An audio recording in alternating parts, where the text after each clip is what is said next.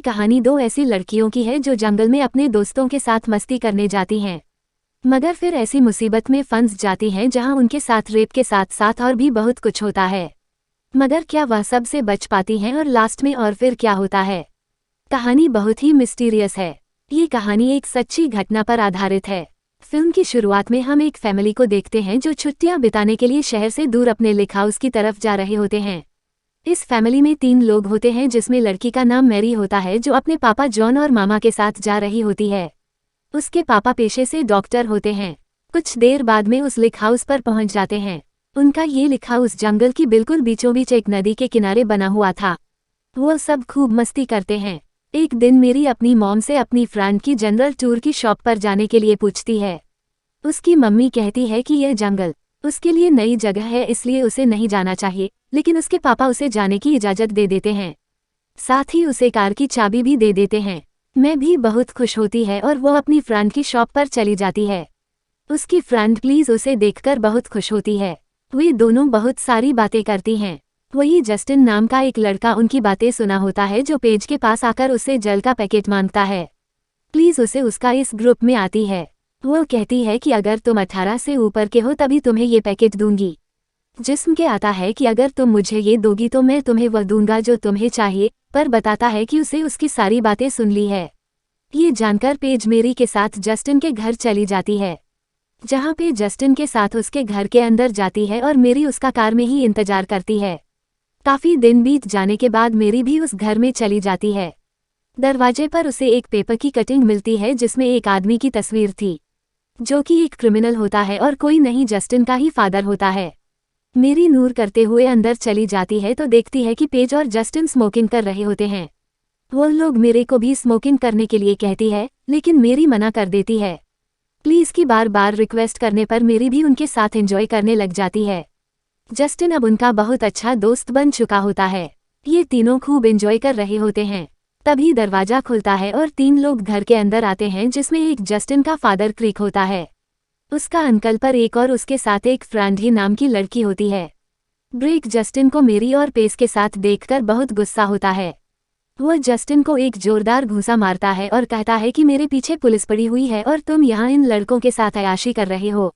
उनके इस व्यवहार को देखकर प्लीज और मेरी बहुत डर जाती है और वहां से जाने के लिए कहती है, लेकिन क्रेक उन्हें वहां से जाने नहीं देता। मेरी कहती है कि हम पर भरोसा रखो, हम तुम्हारे बारे में किसी को भी नहीं बताएंगे जो लोग उनकी कोई बात नहीं मानते। ये देखकर पेज बहुत डर जाती है और बाथरूम में जाकर पुलिस को फोन करने लगती है।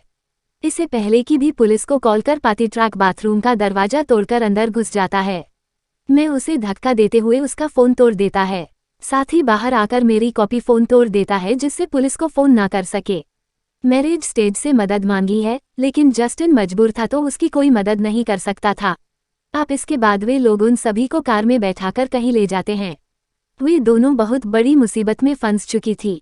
थोड़ी दूर जाने पर मेरी देखी है कि वैल्यू उसी तरफ जा रहे हैं, जिस तरफ उनका लेखा उसे मौका देखकर मैरिज लाइटर से सैंडी पर अटैक कर देती है, जिसकी वजह से कार में हूँ सबके बीच हाथापाई होने लगी है, जिससे कार का बैलेंस बिगड़ जाता है और वह एक पेड़ से जा टकराई है। खासकर ट्रक की नाक टूट जाती है, जिसकी वजह से उसे बहुत गुस्सा भी आता है और वह उन दोनों लड़कियों को पीटने लगता है। मौका देखकर तेज भागने लगती है और मेरी से भी भागने के लिए कहती है। प्लीज मेरी को पकड़ लेता है, लेकिन प्लीज दूर निकल जाती है।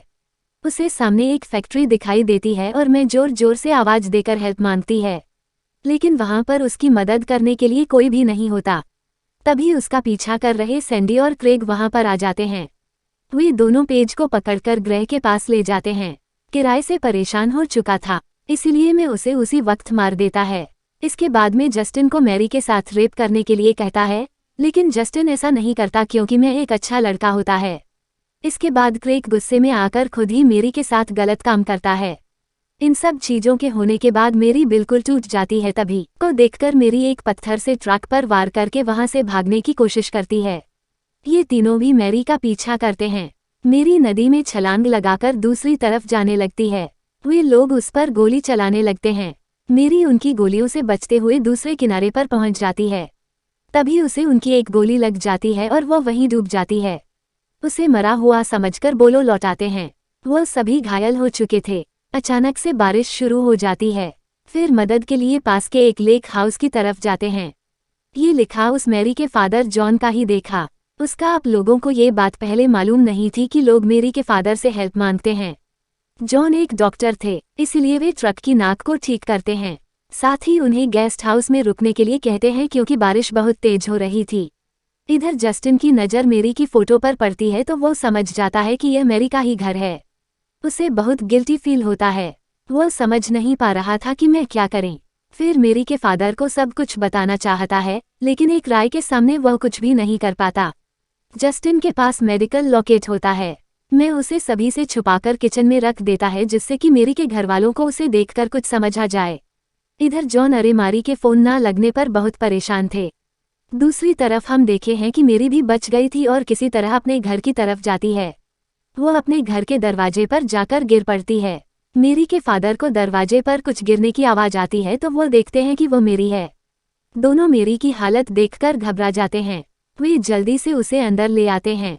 उसका ट्रीटमेंट करते वक्त जॉन को पता चल जाता है कि मैरी के साथ जबरदस्ती हुई है। उसी को किचन में लॉकेट मिल जाता है जिससे मैं समझ जाती है कि मैरी की इस हालत के पीछे इन सभी लोगों का हाथ है। जॉन को जानकर बहुत गुस्सा आता है और वह इन सभी से बदला लेने का फैसला करता है। वह मैसेज इसके लिए तैयार होने के लिए कहता है। जॉन एक रूम में जाता है जहां बहुत से हथियार पर रखे हुए होते हैं। एम्मा किचन में होती है। अचानक से फिर उसके सामने आ जाता है जिसे देखकर अहमद डर जाती है। मैं कहता है कि उसे नींद नहीं आ रही है, यहाँ पर बियर की बोतल मिल सकती है। अचानक से एम.ए.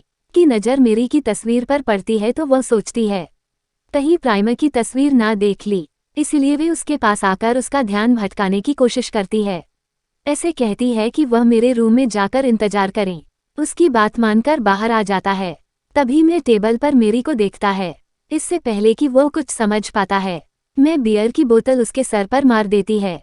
ये देखकर फिर को गुस्सा आ जाता है और वहां पर अटैक कर देता है। उसी वक्त जाना जाता है और प्रिय को देखकर उसका खून खौल जाता है। दोनों मिलकर उसका हाथ काट देते हैं और जॉन उसके सर पर हो थोड़ा मारकर उसका सर फोड़ देता है। इसके बाद वह दोनों गेस्ट रूम की तरफ जाते हैं।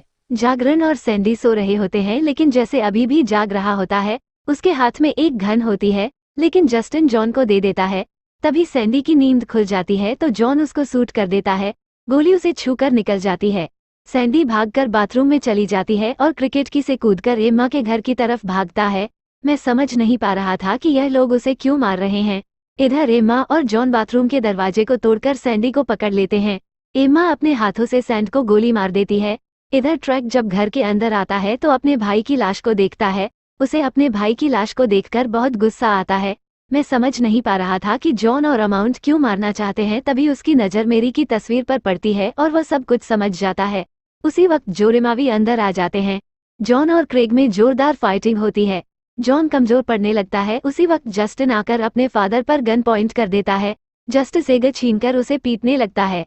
सभी एम्मा और जॉन मिलकर क्रेग पर अटैक कर देते हैं। दोनों मिलकर मैरी के गुनाहगारों को सजा देते हैं। दोनों क्रेग को अपन करके उसका सर माइक्रोवेव में डालकर फोड़ देते हैं। इसके बाद जो अनवर अहमद जस्टिन और मैरी को लेकर दूर चले जाते हैं। इसी के साथ यहीं पर खत्म हो जाती है।